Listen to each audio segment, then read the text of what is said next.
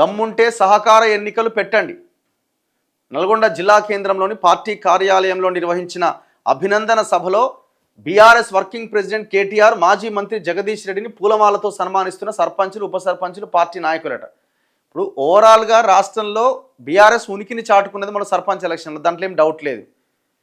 జగదీష్ రెడ్డి వాళ్ళ ఫాదరు ఎన్నోట్లతో గెలిచిండండి, ఆయనకు సన్మానం చేస్తున్నారు. అక్కడ కాంగ్రెస్ అభ్యర్థి ఇద్దరు పోటీ చేశారు, ఒక రెబల్ పోటీ చేసిండు. అసలు అక్కడ ఎందుకు అట్లా జరిగింది? మరి ఎవరు సూర్యాపేట జిల్లా నాగారం అనే గ్రామం, జగదీష్ రెడ్డి గ్రామంలో 95 ఏళ్ళ జగదీష్ రెడ్డి తండ్రిని నిలబెట్టిండు. మీరు ఎట్లా గెలిచిండు? ఆయన ఎట్లా గెలిచిండండి? వీళ్ళంతా మాట్లాడుకున్నారు, ఈ సోకాల్డ్ రెడ్డి నాయకులంతా, ఈ పార్టీ వాళ్ళు ఆ పార్టీ వాళ్ళు మాట్లాడుకొని, ఈ అమ్మాయి మనోడు ఓడిపోతే మన ఇజ్జత పోతుందిరా అని అనుకొని ఆడ ఈ కాంగ్రెస్ వాళ్ళు కూడా ఇంకొక రెబల్ని పెట్టారు.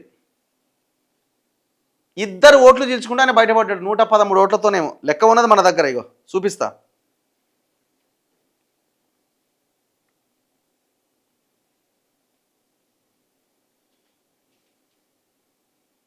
చూపిస్తున్నా ఇగో.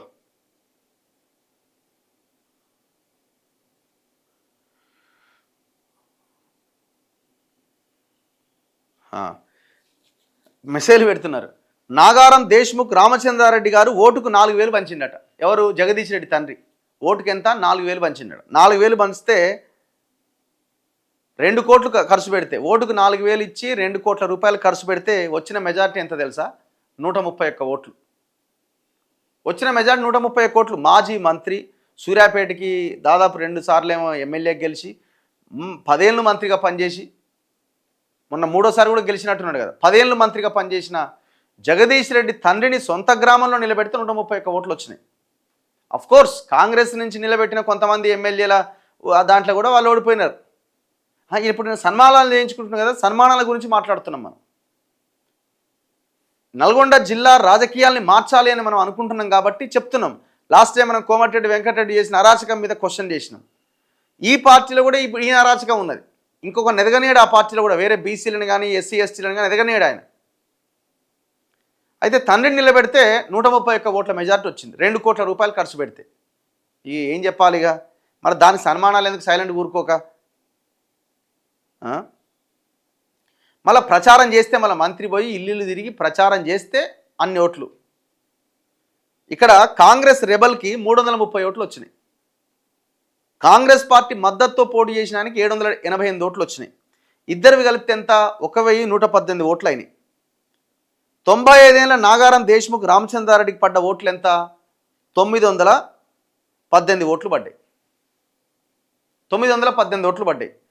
ఆ ఇద్దరిది కలిపితే ఎంత? 1118 ఓట్లు. మరి ఎవరికి మెజారిటీ వచ్చినట్టు?